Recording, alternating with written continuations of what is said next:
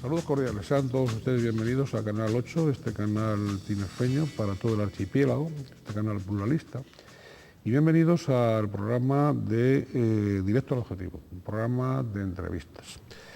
Don Víctor Pérez Borrego, vicepresidente cuarto y consejero de Presidencia y de Hacienda del Cabildo Insular de Tenerife, pues ha estado en otros programas de este canal, pero ahora nos complace darle la bienvenida y el que ha aceptado, agradecerle el que ha aceptado la invitación pues al programa de Directo al Objetivo. Bienvenido, señor Pérez Borrego. Muchas gracias.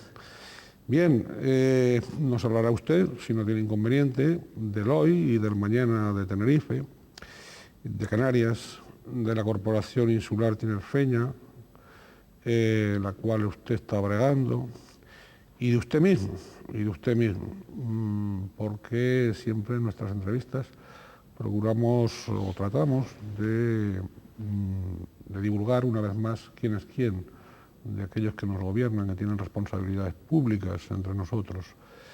Y bueno, y usted, pues, si nos lo permite, no va a ser una excepción, también vamos a hablar de usted. Con mucho gusto. Muy bien. Pues nos va a hablar, empecemos porque don Víctor nació, el mes que viene hará 47 años, ¿no? El mes que viene 47 años. Pues nació en un pueblecito de Valladolid, llamado Portillo, y aunque después muy pronto se trasladó a Salamanca, a otro pueblecito de Salamanca, por lo tanto su cuna no fue de blondas democráticas ni de cenefas capitalistas o caciquiles. La cuna de don Víctor, podríamos decir que estuvo trenzada más bien por la escueta, por la austera, por la elegante mesura castellana, ¿no? Y desde ese origen, su padre y su abuelo, pues habían sido guardas forestales, desde ese origen modesto, es en el que crece don Víctor, ¿no? ¿Cómo fueron aquellas infancia y aquella adolescencia? Pues la infancia yo la recuerdo como muy agradable, muy bonita, siempre en el campo y rodeado de naturaleza, en un pueblecito pequeño, hace ya muchos años. 47. 47 años, pero que uno pueda recordar desde que se toma la primera comunión, más o menos, a los 7, 8 años, todo el día con absoluta libertad por el campo y en contacto con la naturaleza. Una infancia muy agradable que yo creo que influye muchísimo luego en el futuro, ¿no? Bien, y desde esa sencillez pues va a aparecer el primer destello paradójico, diría, de la personalidad de don Víctor. Hay otros que iremos viendo, pero el primero, y es que teniendo ese origen modesto, ese origen pues no de casa de ricos, pues cursa la carrera de ingeniero de montes en una época en que las ingenierías, primero, eran estudios que en aquella época, hay que situarnos en la época, en aquella época era reservado pues a élites, a minorías, o a hijos de ingenieros, o a jóvenes a veces osados, pero eso sí, con una cabeza y con una voluntad muy grandes de conseguir ese título de privilegio. ¿Cómo se le ocurrió a usted apuntar tan alto? Bueno, yo creo que un poco las cosas van viniendo. En primer lugar, esa posibilidad se debe sobre todo al esfuerzo de los padres, como tantas veces, porque además de tener pues una profesión, un funcionario del Estado, modesto, como se corresponde con esa profesión, y ser una familia numerosa, porque somos 4 hermanos, gracias a las becas del Estado. De aquella época, pues primero el bachillerato, cuando uno termina el bachillerato, bueno, más o menos bien, con unas notas interesantes. En aquella época era muy común que los profesores, los directores de los colegios y de los institutos, también ahora, pero quizás más antaño, tratasen de hacer llegar ese parecer a los padres, que hacían un esfuerzo todavía complementario, y con la ayuda de las becas, con el dinero público del Estado, pues uno iba pasando etapas en su vida académica, y al final pues la disyuntiva, yo ya soy de los del COU, las dudas entre las letras y las ciencias, que las tuve como tantos jóvenes de la época, y supongo que tuvo su influencia esos antecedentes familiares vinculados al mundo forestal, a la naturaleza, mi propia infancia, y no tuve muchas dudas una vez que despejé lo de las letras y las ciencias en optar por la ingeniería de montes, también una vez más al llegar a la Universidad Politécnica de Madrid, donde ya se hacía todo mucho más caro y más difícil, pues con la ayuda de las becas y con el trabajo en los veranos, como hacía mucha gente, sobre todo los que tenían menos posibilidades para poder estudiar. Y querían tener algún dinerito.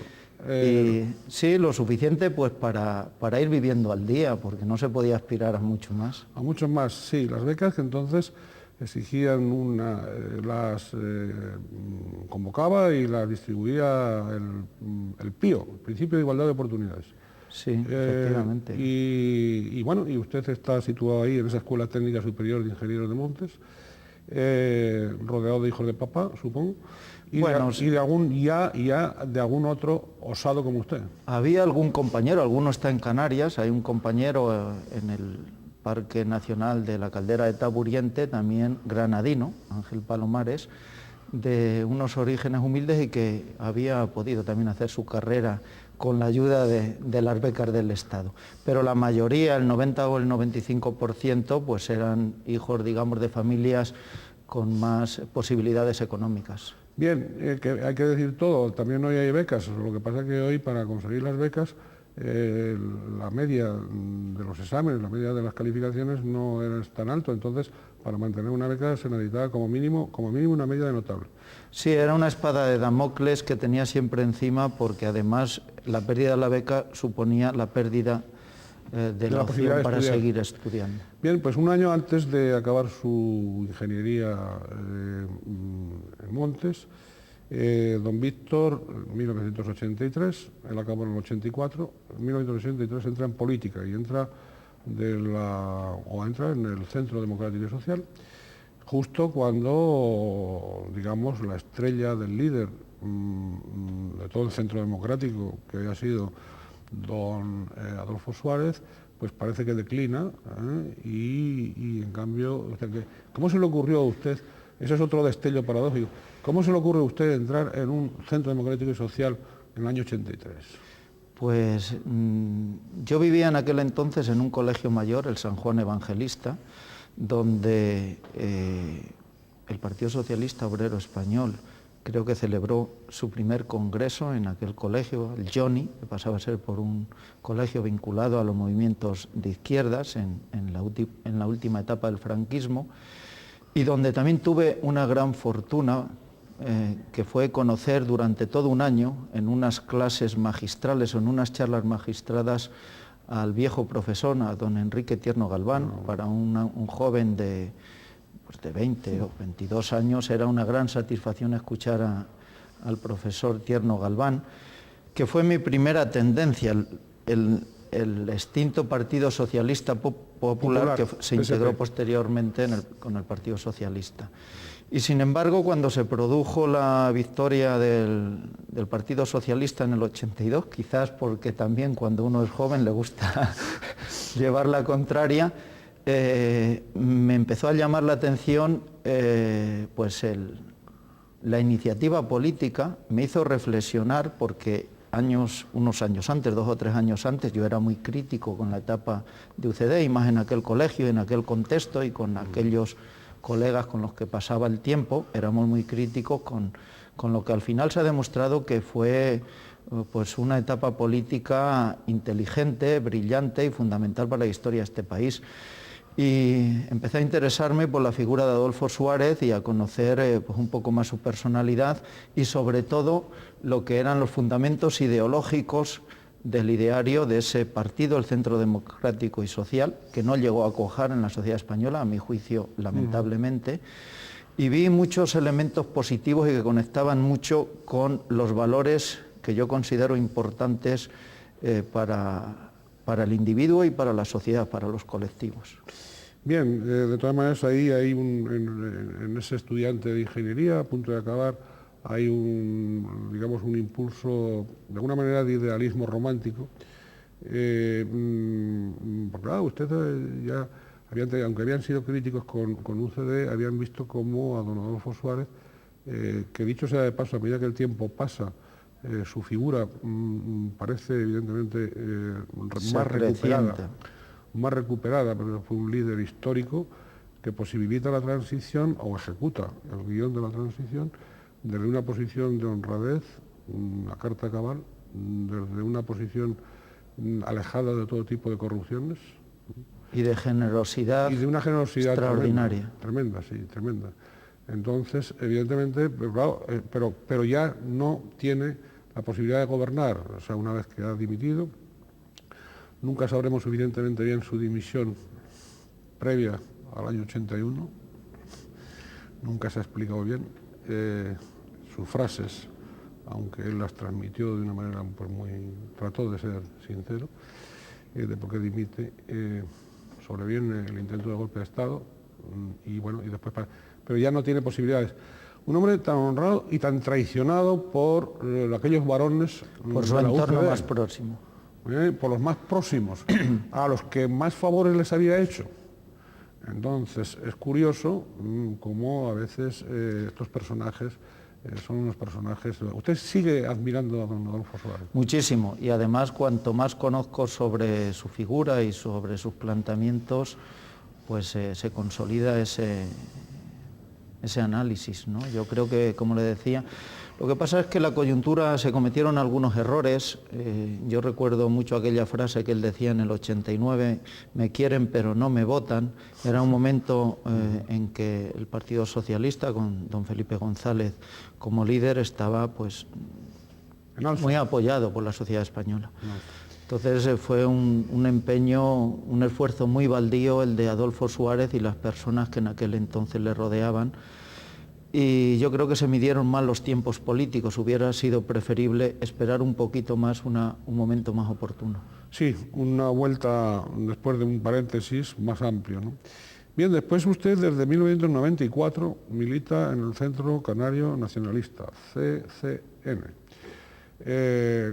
Dato que no es muy conocido, o no es muy divulgado, o no está muy al tanto. Sí. ¿Qué tal? Todo el mundo, evidentemente, al ser el vicepresidente cuarto, desde 1999, el consejero de Hacienda y de Presidencia, desde el 2003, vicepresidente cuarto, en un equipo de gobierno de Coalición Canaria, cuando tantas apetencias hay en Coalición Canaria a ocupar cargos, el que usted, siendo el CCM, esté ahí, pues es una de las incógnitas.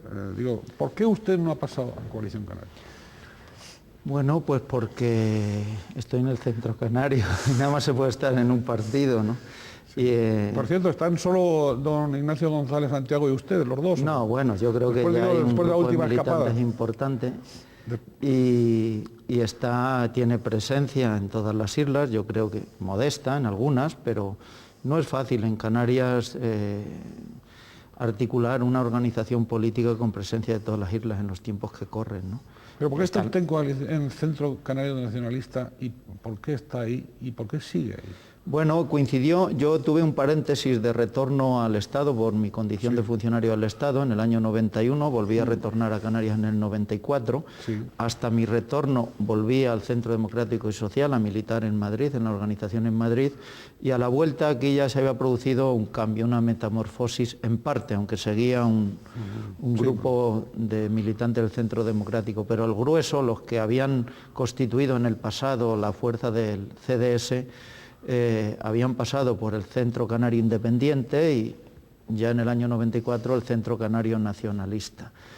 Volví al entorno con las mismas personas que estaban entonces en esa organización, que sigue estando en ese punto del centro político, Y ahí he continuado. En el año 99 la coalición canaria, el Centro Canario Nacionalista era un integrante más. Por eso, en aquella plancha, en aquellas listas electorales encabezadas por don Ricardo Melchor, fui pues un miembro de la lista en representación del CCN.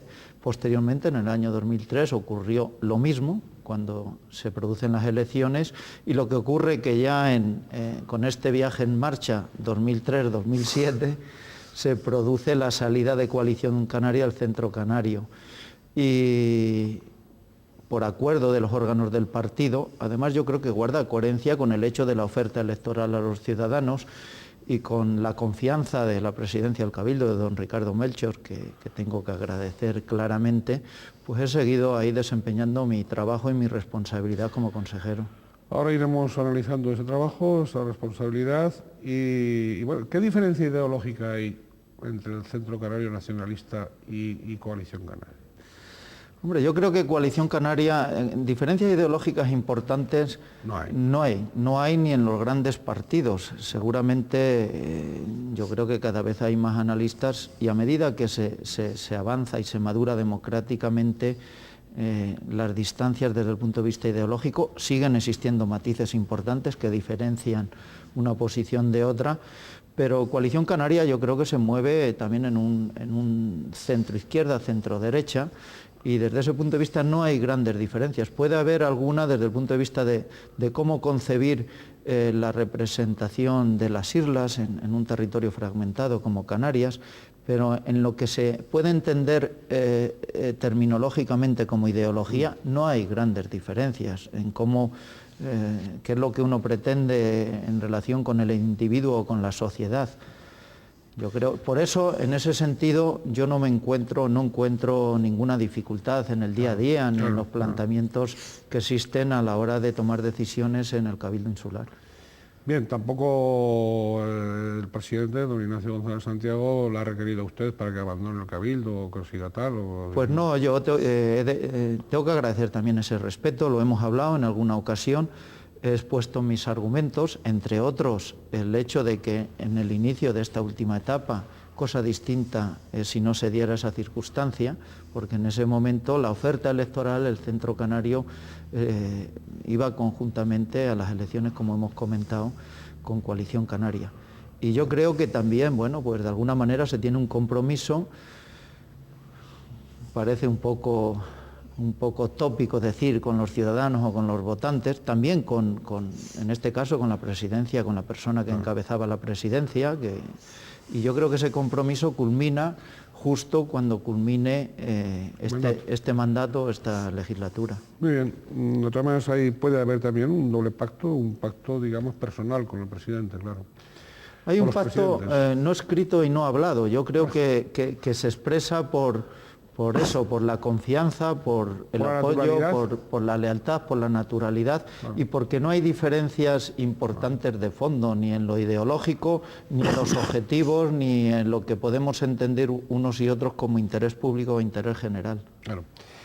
Bien, no tenemos que aclarar que no se encastilló don Víctor Pérez Borrego en el título de ingeniero de montes, no solo enrocó ahí, siguió pues numerosos cursos, tanto en instituciones públicas, Instituto Nacional de Administración Pública, el INAP, como también privados, Instituto Internacional para la Investigación, etcétera. Sobre todo, yo diría, resumiendo esos numerosos cursos, en 4 órbitas, ¿no? En la gestión medioambiental, por un lado, en la planificación y protección del territorio, por otro, en el mundo de la empresa y en el mundo de la gestión y finanzas, ¿no? En el mundo de las finanzas. Corríjame, pero más o menos... Sí, yo creo que es por ahí han ido los 4 buen resumen. Ejes. Sí, los 4 ejes. ¿Hay alguna otra parcela, que no son pocas las que he dicho, que le haya suscitado a usted interés y que desearía cultivar si tuviera tiempo? Hombre, puede resultar un poco pretencioso. Yo siempre he tenido inquietudes por manifestaciones artísticas, ¿no? La pintura, la escultura, pero al final, o por falta de tiempo, por falta de voluntad, uno no termina haciendo esas cosas, siempre esperando el momento, el disponer de tiempo. Cuando entras en la dinámica del trabajo, y yo creo que en esta etapa, sobre todo La verdad es que desde que me incorporé al sector público con bastante dedicación, otros compromisos, la familia, en fin, todo esto te va limitando mucho las posibilidades para lo que puede ser inquietudes personales.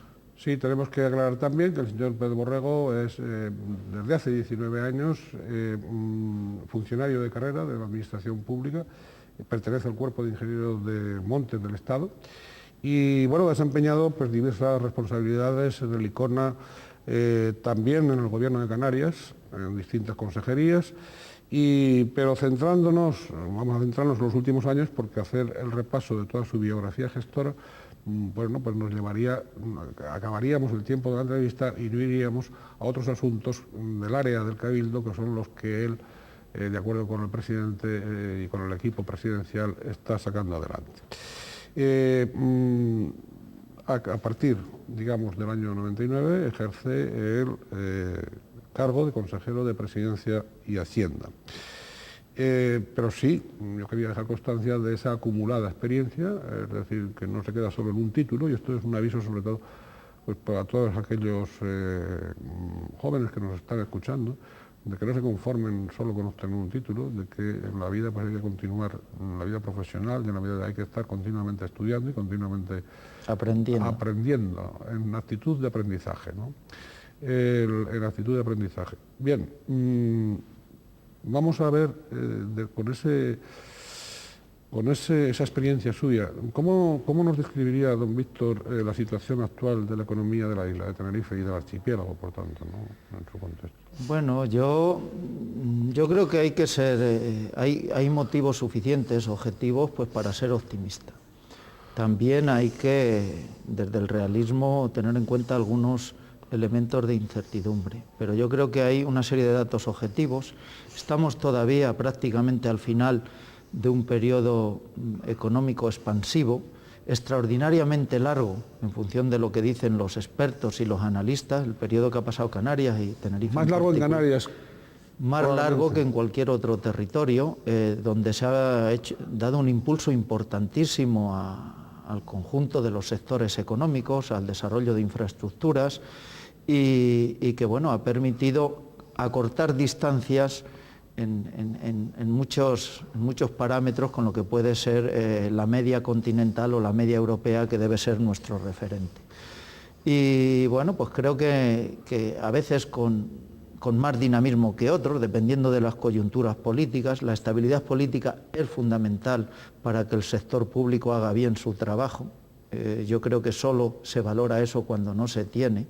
La normalidad institucional es fundamental para que el sector público haga bien su trabajo en lo que son servicios públicos que presta directamente a los ciudadanos, y sobre todo lo que es para dar tranquilidad y horizonte a la actividad privada, que necesita siempre pues, tranquilidad y un futuro precisamente sin incertidumbre y sin riesgos. Sí, y oiga, de todas maneras la economía tinerfeña, la economía isleña, todavía la tenemos poco diversificada. Poco diversificada, esa es la gran asignatura pendiente, a pesar del esfuerzo, muy sesgada, como todo el mundo sabe, hacia el sector servicios. Y quizás desde el sector público, dada la... Iba a preguntar yo, perdone, precisamente por eso, por la actividad pública dentro de la economía isleña, ¿no? Bueno, la actividad pública es una parte. Público. El sector público no puede nunca, hoy en los tiempos que corren, es un factor más, sobre todo un factor que debe generar confianza en el tejido social y económico, para que sea la propia sociedad la que genere actividad y genere puestos de trabajo. Los puestos de trabajo no lo crean las administraciones públicas, ese es un retroceso. Los puestos de trabajo se tienen que generar por un sólido tejido empresarial de pequeña y mediana empresa y de empresas con más dimensión. Y lo que tiene que hacer el sector público, y yo creo que eso son las tendencias de futuro, es pues atender esa parte de la sociedad que se encuentra con más dificultades para acceder a determinados servicios públicos que tienen que tener un carácter universal, como la educación, la sanidad, los servicios sociales, y ese debe ser el papel, y después pues facilitar y fomentar el dinamismo de la iniciativa privada. Eso es lo que le da dinamismo, vigor a una sociedad y lo que puede ser una garantía de desarrollo y de bienestar para el futuro. Cuando oímos ahora estas últimas semanas atrás, de un modo más persistente, ¿no?, casos por el tráfico de influencias, de corrupciones, concretamente en las administraciones locales, concretamente en algunos ayuntamientos, ¿no?, también en alguna consejería, supuestamente. Es decir, este tipo de, digamos, de hechos, evidentemente el que salgan a la luz pública en un Estado democrático, pues habla de transparencia y habla también de garantía. Pero no puede, de algún modo, digamos, la existencia de estas situaciones, de algún modo mermar la credibilidad de la ciudadanía en la gestión pública, la gestión de quienes nos gobiernan en general, que de algún modo les afecte a todos y que de algún modo al afectarles a todos, nos afecte después a todos, en el sentido, a todos los ciudadanos, quiero decir, en el sentido de esas disfunciones que a veces ocurren, ¿no? Sin duda, yo creo que primero es muy triste, muy lamentable que se produzcan esos comportamientos. Yo creo que, y bueno, es muy positivo, por un lado, que salgan y que la justicia ponga a cada uno en su sitio, actúe. La Administración de Justicia tiene un papel importante en el saneamiento de este tipo de situaciones, pero bueno, es indudable que supone un deterioro de la imagen, de la acción pública, del servicio público en su conjunto, en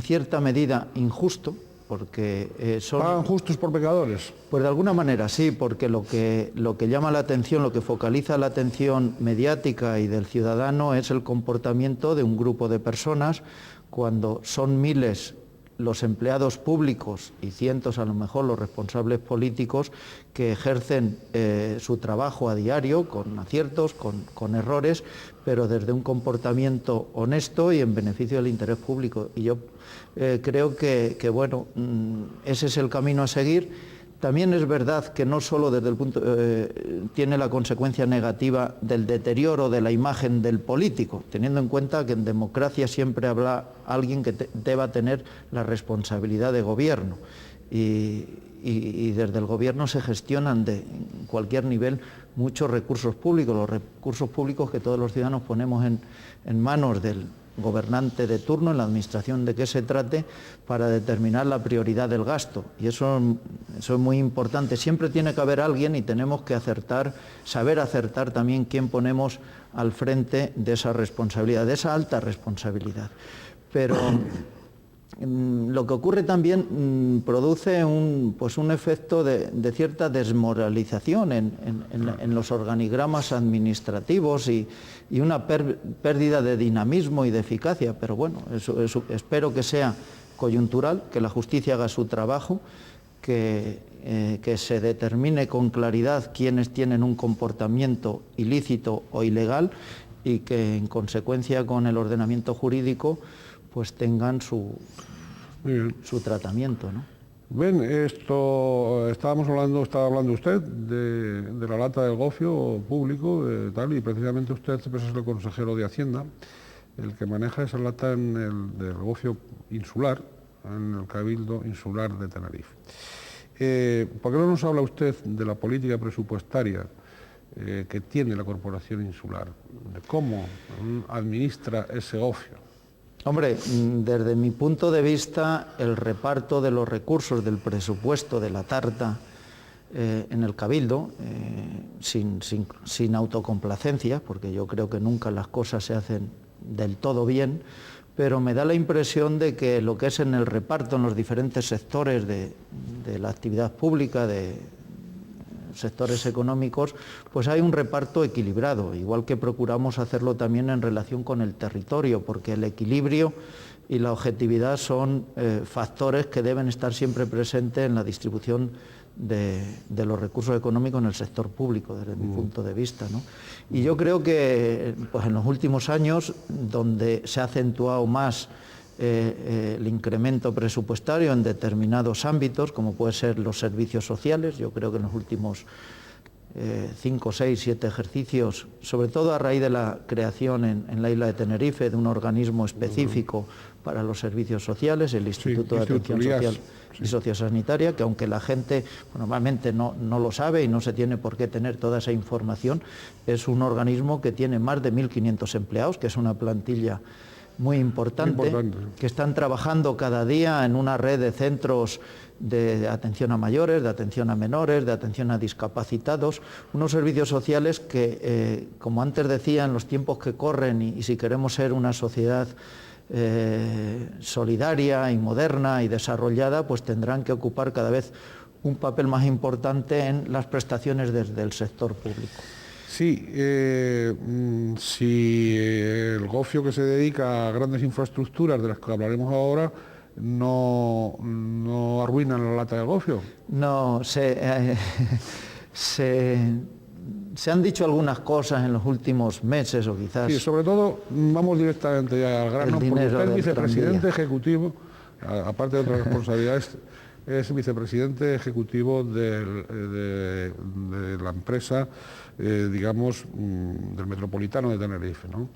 Entonces, el Metropolitano de Tenerife, el tranvía, junto con el otro edificio emblemático del auditorio, están en muchas bocas isleñas, en el sentido de que probablemente no eran necesarios, digamos, con esa magnitud, ni uno ni otro. Bueno, yo creo primero, y a lo mejor es un problema de no haber explicado todavía suficientemente bien la pertinencia, la necesidad y el interés del tranvía. El tranvía es un nuevo servicio público de transporte público puesto al servicio de la sociedad, precisamente en la zona donde se concentra aproximadamente la mitad de la población de la isla, y que como tal servicio público de transporte pues van a utilizar diariamente unas 50.000 personas, que no lo van a utilizar por gusto ni porque les apetezca darse un paseo, sino por necesidad para desplazarse con seguridad, con comodidad.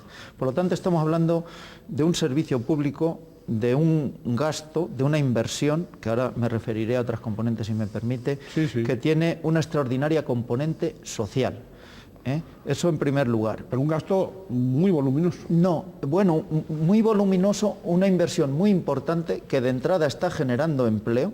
Ahora mismo, en el día de hoy, pues habrá en el entorno de las 700 personas contratadas por las diferentes empresas, más de 15 empresas de diferentes materias que están haciendo trabajos para poner en marcha ese servicio público.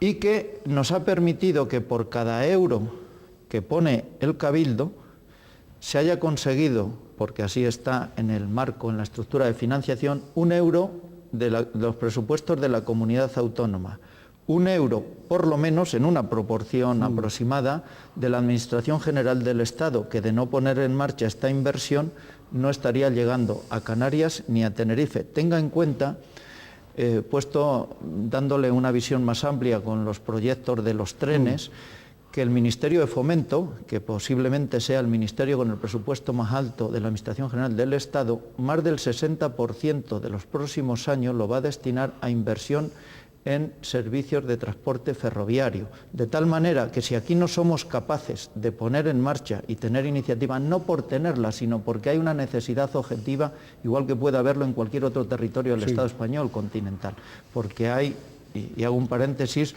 hay trazados de tren Zaragoza-Huesca o Málaga-Córdoba con longitudes o distancias similares a las que pretendemos aquí con el tren del sur, por ejemplo. Bueno, pues 1 euro más que viene, que no vendría como inversión. El otro euro de los 4 se financia con un préstamo del BEI, del Banco Europeo de Inversiones, en unas buenas condiciones financieras, a 30 años, por debajo del Euribor de tipo de interés y con 7 años de carencia, que lo va a devolver la empresa Metropolitano de Tenerife con cargo a los ingresos de la explotación del servicio, según el plan de viabilidad económica con el que se está montando este proyecto. Por lo tanto, primero, inversión. Por cada euro nos vienen 3 que no vendrían si no hubiéramos puesto en marcha este proyecto, pero lo más importante es que vamos a poner en la realidad de la isla un nuevo servicio público, de transporte público, para resolver un problema creciente cada día, que lo percibe todo el mundo, de la dificultad para moverse. movilidad que tiene como consecuencia también una pérdida económica intangible. Habría que hacer un estudio profundo, casi una tesis doctoral, para ver las consecuencias negativas para la competitividad de las empresas del colapso de tráfico que se está produciendo de forma creciente cada día, y que es difícil ir detrás resolviendo el problema si no introducimos medidas novedosas como el transporte guiado, y también una pérdida, que esto es muy grave y también con unas consecuencias a largo plazo importantísimas, por lo que les voy a decir, una pérdida de calidad de vida para los que vivimos aquí y para los que nos visitan. Y el día que no tengamos calidad de vida y no sea un lugar para estar plácidamente y con bienestar, seguramente nuestra principal riqueza, nuestra principal industria, el turismo, empezará también a resentirse. Por lo tanto, yo no veo más que ventajas. No veo más que ventajas. Es lógico siendo el vicepresidente, pero oiga, don Víctor, ¿y no estudiaron, profundamente la opción de las guaguas? Porque claro, con todos esos euros que usted dice que vienen de fuera, que nos financian desde fuera, también se podrían haber destinado al mejoramiento de las guaguas. Me olvidé, este es otro asunto. El Cabildo de Tenerife, en el mismo periodo que vamos a estar construyendo, poniendo en marcha el tranvía, va a aportar a la compañía TISA como ayuda al transporte en guagua muchísimo más que lo que va a aportar a la inversión del tranvía. Lo primero para gasto corriente a la guagua, lo otro para inversión, con la creación de empleo directa que antes comentaba, y lo que es también muy importante, resolver el problema de la movilidad, de mejorar el tráfico, no se resuelve, ninguna ciudad moderna lo ha resuelto sin incorporar de forma coordinada e integrada la guagua o el autobús, el transporte guiado, bien el metro ligero en superficie como aquí, el tranvía, porque subterráneo sería muy costoso y por las condiciones de pendiente y de naturaleza geológica del suelo prácticamente imposible de hacer técnicamente, y el taxi. Quienes han mejorado la situación han integrado correctamente estos tres medios de transporte. La receta es conocida, nosotros no estamos haciendo ningún experimento, lo que estamos es aprovechando la experiencia que se ha producido en otras ciudades, tratando de mejorar la situación actual. Mientras otros permanecen continuamente en el análisis teórico y en los proyectos y en las ideas, nos hemos puesto manos a la obra en un proyecto que tiene su dificultad, que genera inconvenientes, unas obras que suponen lo que todo el mundo está viendo, dificultades a diario para el tráfico y para las personas, pero que es necesario hacerlas si queremos mejorar la situación, esponjar la situación, que además va a permitir abrir nuevos horizontes y nuevas posibilidades para la guagua, sin duda ninguna. Claro, un asunto es la inversión, esa inversión, que usted nos ha explicado la procedencia, y otra el mantenimiento, digamos, de ese servicio. ¿Va a ser muy deficitario el mantenimiento? No, los estudios de viabilidad económica establecen claramente una autofinanciación del mantenimiento con la explotación, con los ingresos de la explotación. Lo que no se podrá nunca es amortizar la inversión, fondo perdido. Por eso, pues diferentes fuentes de financiación de diferentes presupuestos públicos es lo que nos va a permitir hacer esta obra. Tengan en cuenta que cada día hay más ciudades en nuestro país que están tratando de poner en marcha sistemas de transporte guiado. ¿Y no ha intentado usted o ustedes también buscar algún euro en la Unión Europea? Bueno, una parte de la aportación del Gobierno de Canarias, unos 13,7 millones de euros, proceden del FEDER, del Fondo Europeo de Desarrollo Regional. Nos viene indirectamente a través del Gobierno de Canarias. Directamente al Cabildo no existen canales para este tipo de inversiones. Bueno, pero está bien que haya hecho la aclaración porque, dicho así, parecía que la Unión Europea no se mojaba, se moja. Sí, aproximadamente el convenio con el Gobierno de Canarias, que es una aportación a 10 o 11 años, me parece que son 11, son 58 del presupuesto de la comunidad autónoma y el resto, hasta 71 y pico, estos fondos del FEDER, que ya están certificados, buena parte de ellos, y justificados, que estamos ayudando al Gobierno de Canarias a poder certificar y justificar correctamente esos fondos y hacer un aprovechamiento en beneficio de esta inversión. Bien, ¿cómo va el ritmo de las obras? En algunos sitios mejor que en otros, ¿no? En unos sitios mejor que en otros. Yo creo que en lo que es el tramo que discurre por el término municipal de La Laguna, ya muy avanzadas, ya están probándose los 4, hoy ha venido el quinto tranvía, el quinto vehículo de los 20 que tienen que venir, y bueno, pues ahí falta prácticamente lo que son acabados, la tierra para poner el césped natural. En gran parte del recorrido se sabe que aproximadamente 9 kilómetros de los 12,3, en un 70% de la longitud, el tranvía va a ir sobre una alfombra de césped natural, que yo creo que va a ayudar también a cambiar el aspecto de muchas calles por donde antes lo único que se veía era asfalto, humo y un ruido extraordinario en relación con lo que va a suponer el paso del tranvía. ¿Va a originar algún tipo de ruido el tranvía o no?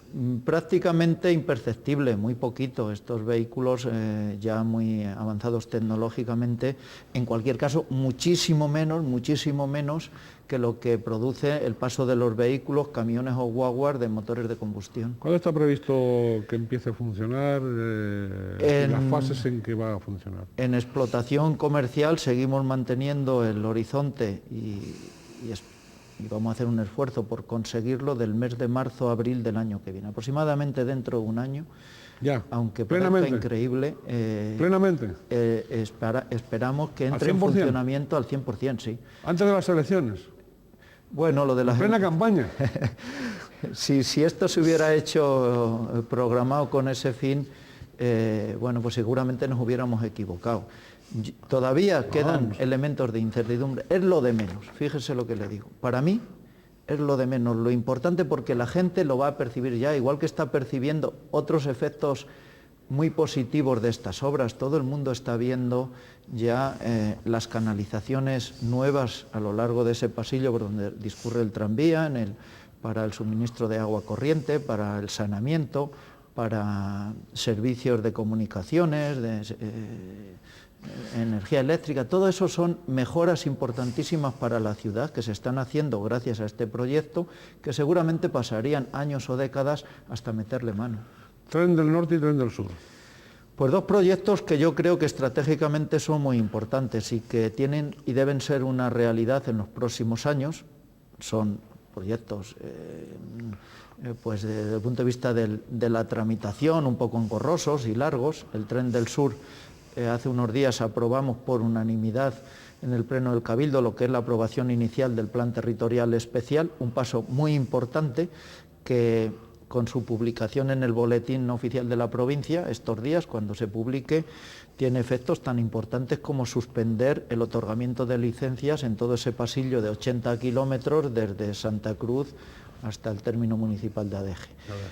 Va bien, el objetivo que perseguimos es en este mandato dejar prácticamente concluido todo lo que es trámite burocrático, papeles, proyectos, instrumentos urbanísticos, con el fin de que en la siguiente legislatura, una vez que la Administración General del Estado introduzca estos dos proyectos, el del sur y el del norte, proyectos en lo que es la red ferroviaria nacional, igual que cualquier otro recorrido entre cualquier otro punto de la España peninsular, pues con fondos de la Administración General del Estado, porque este tipo de inversiones solo lo puede hacer la Administración del Estado, pues podamos empezar las obras pues en 2008, que podría ser un objetivo realista, viable, y poder culminarse en el entorno de 2014. El del sur. El del sur. El del norte va un paso por detrás.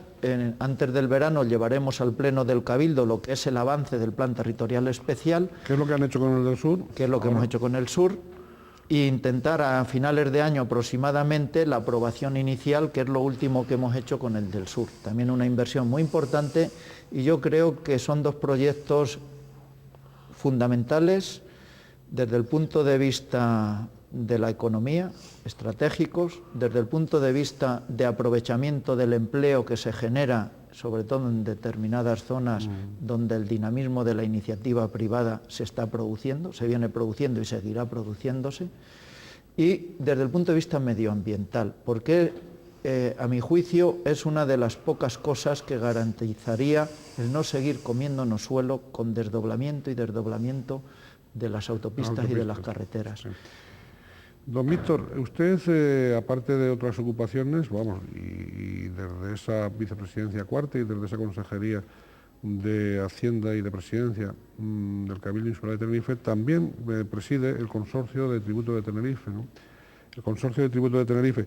Y yo quería preguntarle, aunque sea brevemente, por el papel del consorcio en la salud financiera de los ayuntamientos, la influencia. Pues fundamental. El consorcio es un organismo con personalidad jurídica propia, integrado por 27 ayuntamientos que están consorciados y el Cabildo. ¿Faltan 4? Faltan 4, Santa Cruz y La Laguna. A lo mejor Santa Cruz tiene su propio sistema de gestión y recaudación de tributos, tasas y precios públicos, La Laguna también.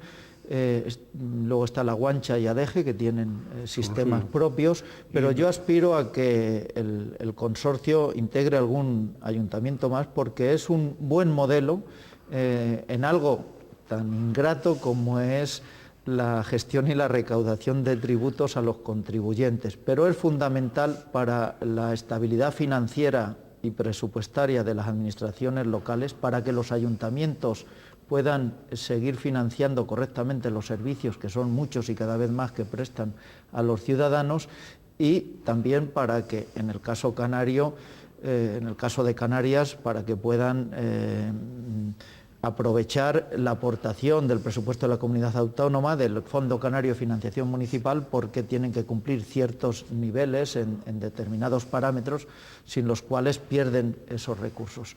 Y el consorcio, yo creo que es fundamental, es un trabajo de todos, como tal consorcio que integra a todos, y que yo creo que pues está en un momento importante, tratando de modernizar su servicio al contribuyente y a los ayuntamientos, que son los principales destinatarios de esos recursos, y yo creo que poco a poco ganando en eficiencia, que es lo importante. Bien, también es vicepresidente ejecutivo de los 3 casinos de Tenerife, ¿no? ¿Cómo fomenta el Cabildo las infraestructuras turísticas desde su punto de vista? Bien. Uno, lo de los casinos con lo del turismo, precisamente porque siempre los casinos han sido tradicionalmente un quizás elemento. Más en el pasado, una oferta más ya no es tanto de futuro, de ocio, pues yo creo que hace 25 o 30 años tenía más glamour lo de ir al casino, y había turistas y visitantes que se desplazaban, o llenaban algunas horas de algunas noches yendo al casino, que puede y debe seguir siendo así, pero quizás no esté tanto en boga como hace 30 años. Pero hay algo novedoso que generalmente es poco conocido. En España yo creo que habrá 28 o 30 casinos. Los únicos que están en manos del sector público son los 3 de la isla de Tenerife, en manos del Cabildo. Además, yo creo que bien situados territorialmente, uno en las Américas, otro en el Puerto y otro en Santa Cruz, que son empresas públicas 100% del Cabildo, que generan beneficios. Eso que le iba a decir, a preguntar, que le aportan gofio para la letita. Aportan gofio, y que vienen haciendo algo que no es muy conocido, porque los 3 consejos de administración así lo han querido, hacerlo con cierta discreción en los últimos 4 o 5 años, a sugerencia del actual presidente del Cabildo. Los casinos destinan aproximadamente el 25% del beneficio a financiar proyectos de carácter social, a financiar iniciativas de ONGs y asociaciones sin ánimo de lucro, muchas de ellas conocidos por todos, que hacen una labor extraordinaria en la sociedad, atendiendo a personas y a colectivos que muchas veces incluso pues son insuficientemente atendidos por las propias administraciones públicas. Una parte, ese 25% de los beneficios, como le digo, desde hace varios años, se destina a través de una convocatoria que precisamente se realiza en este mes de febrero-marzo, y pues una labor que está ahí callada, que tiene su importancia. Esos recursos vuelven a la sociedad de esa manera, yo creo que de una manera pues valorable, y además pues el resto, el 75% de los beneficios, son ingresos para financiar el conjunto del presupuesto de gasto. Antes hablaba usted, fue de pasada, pero nos hablaba usted del Instituto Insular de Atención Social y Sociosanitaria, del IAS. Sí, tiene un nombre un poco largo, complicado, ¿no? Complicado. Y bueno, y un poco quería preguntarle por esa dimensión de política social, de políticas sociales, que junto con las culturales, incluso también con las deportivas, pues conforman de alguna manera la actividad de un gobierno insular, pero que también, de alguna manera, yo no sé si por descoordinación de las administraciones, o por qué historias, qué es lo que está pasando aquí, que a pesar del esfuerzo del Cabildo, pues hay sectores de población, pues de discapacitados, en fin, para qué hablarle, ¿no? A bolsas de pobreza, etcétera, etcétera, que no se llega. Y incluso ahora pues acaba de salir, o está en proyecto, la ley estatal de la dependencia, o va a estar, etcétera, con lo cual se abre otro frente más de ayuda, ¿no? ¿Esos impulsos del IAS van a continuar por parte del Cabildo? Por supuesto, yo creo que tenemos una trayectoria clara en ese sentido, que un incremento en cantidad y calidad de esa oferta de servicios sociales públicos, unido a lo que antes comentaba en el ámbito del deporte o de la cultura, yo creo que son líneas de acción para trabajar en beneficio de una sociedad pues más saludable y más próspera y más tolerante en el futuro. Pero centrándonos en lo de los servicios sociales y a modo de ejemplo, pues en este momento no solo va a continuar, sino que necesariamente gobierne quien gobierne, va a haber que destinar más y más recursos a estas políticas, sobre todo el lado del gasto corriente, pues estamos poniendo en marcha unas infraestructuras fundamentales. Cuando se vea con un poco de perspectiva histórica, yo creo que va a tener más relevancia. En este momento están en construcción el complejo hospitalario y sociosanitario del norte y del sur. El del norte, los hospitales del norte y del sur, que van a toda pastilla y que van a ser puntos, instalaciones que sin duda alguna, gobierne quien gobierne, van a ir incrementando una mayor cartera de servicios públicos en beneficio de la gente que vive en la zona, en la comarca. Lo difícil y lo importante, a mi juicio, era dar los primeros pasos, que es los que se han dado en estos últimos años. Están en construcción, yo creo que en un año, año y medio, se van a abrir sus puertas 9 residencias para mayores, de tal manera que desde el Cabildo Insular se va a duplicar la oferta, el número de plazas públicas de oferta a la sociedad, pues para personas mayores, oferta pública, independientemente de la privada, que tiene su propio dinamismo y donde hay también un sector económico que cada vez están viendo más empresarios. Me estoy refiriendo solo a lo que es la oferta pública.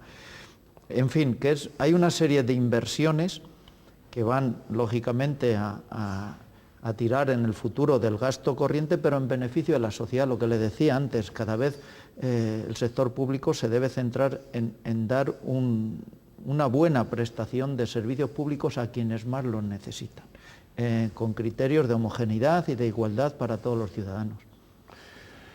Don Víctor, pues yo tenía cantidad de cosas aquí que preguntarle, pero se nos ha ido el tiempo. Fíjese usted. El tiempo se va volando. Y entonces el tiempo se va volando. Y bueno, es decir, se nos ha ido el tiempo y hay cantidad de cosas, precisamente por las responsabilidades que usted tiene dentro del Cabildo. Un Cabildo cuyo presupuesto es de los más altos de las corporaciones españolas, ¿no? Pues sí, salvados lo que son los grandes ayuntamientos de Madrid y Barcelona, y yo creo que la Diputación de Barcelona y a lo mejor la Diputación Provincial de Valencia, pues está ahí a la cabeza entre los 3, 4, 5 primeros presupuestos. En 2006, 675 millones de euros, lo que es el presupuesto consolidado en cifras redondas, y que, bueno, tiene una gran dimensión, sin perder de vista que somos una corporación local. Sí, sí. En algunas cosas nos tenemos que mover con el traje jurídico de la corporación local, el mismo traje con el que se mueve cualquier pequeño ayuntamiento. Eso tiene sus dificultades, y yo creo que, aunque con la ley de cabildos y un poco la consideración que pueden y deben tener, que tienen ya los cabildos, pero que se puede reforzar, incluso mejorar con motivo de la reforma del estatuto, pues puede permitir que sigan siendo una administración. Yo tengo para mí ese planteamiento que trabajan, pues en el caso del Cabildo de Tenerife, pues con normalidad institucional, con un buen nivel de organización. Hay una plantilla de más de 4.400 empleados públicos en el Cabildo de Tenerife gestionando los servicios y gestionando ese presupuesto del que hablamos antes. Y yo creo que precisamente una plantilla de gente básicamente joven, se concentra más mujeres que hombres, salvo algún colectivo como pueden ser los empleados del área de medio ambiente que trabajan en las zonas forestales, en las zonas rurales. En el resto de la plantilla hay más mujeres que hombres, y jóvenes, básicamente entre 25 y 40 años la mayoría, y yo creo que con un buen nivel de profesionalidad y de eficiencia. Y me parece que eso lo percibe así, con nuestros inconvenientes y nuestros defectos, que también los cometemos, pero en líneas generales es percibida de esa manera por la mayoría de la sociedad de Tenerife. Muy bien, pues sí, es así. Tenerife, la ciudadanía, siempre piensa en el Cabildo es la referencia del gobierno insular. Todavía las consejerías no lo son, en ese grado, y bueno, y eso es así. ¿Usted desea agregar algo más, don Víctor? Pues nada más, don Ricardo, agradecerle la oportunidad, encantado de haber estado comentando estos aspectos de la vida personal, que quizás sea lo menos importante, y lo relacionado pues con la responsabilidad pública que actualmente desempeño. Muy bien, pues muchísimas gracias a don Víctor. Sí, las referencias personales también son importantes periodísticamente, porque es una obligación probablemente de los medios de comunicación el comunicar quién es quién en cada momento, porque después las acciones, los éxitos, las omisiones, en ocasiones están muy conectadas y muy directamente vinculadas a la personalidad de cada uno de los gestores públicos. Por eso es importantísimo saber quién es quién y no olvidarse de quién es quién. Por lo tanto, don Víctor, esas referencias personales tenían trampa. Tenían la trampa no del halago personal, ni muchísimo menos, que no es el caso, ni es el estilo de este aprendiz de periodista, ni usted lo soportaría, no es el fondo. El fondo no es el halago, no es tal, el dar esos datos personales son, de alguna manera, situar a un gobernante insular, como es usted, y situarlo en su texto y en su contexto, es decir, en sus circunstancias, ¿no? Y bueno, ha sido muy agradable. Esperamos que en otra ocasión, sin duda, contaremos con usted. Es curioso cómo las personas que manejan los fondos públicos, pues a veces se explayan en la aridez de las cifras, de los números, y no pasan de ahí. Pero en don Víctor, ya lo han comprobado ustedes, también hay filosofías de solidaridad, hay filosofías de humanismo, hay filosofías de estar con la gente, hay filosofías de carne y hueso, y esto es lo importante. Muchísimas gracias, y muchas gracias a todos ustedes. Procuren ser felices en la medida de lo posible, es decir, tratando de servir a los demás y olvidarse un poco de los ombligos propios. Muchas gracias.